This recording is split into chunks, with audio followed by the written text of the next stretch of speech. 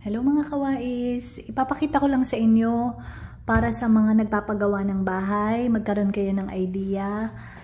Sa kitchen cabinet, ito napakagandang yari ng kitchen cabinet nila.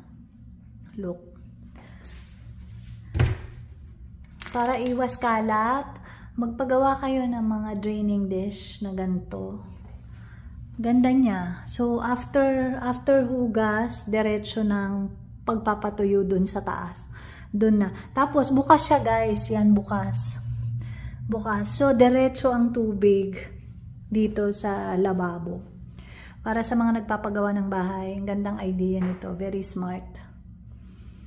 Yan. Di kaya naisip nung nagpagawa ako ng cabinet. Yan. So, bili kayo nung ganito. Meron, definitely may nabibili nito sa mga or pagawa na kayo mismo. Yan. Ang ganda-ganda niya. Na-appreciate ko siya talaga. Very smart. Simple lang. Pero yung gamit niya talaga is nandun. Yan. So, after hugas, diretso bagsak tubig dito. So, di ba walang kalat? Tapos, nakatago pa siya. Yan. Yan lang. Bye!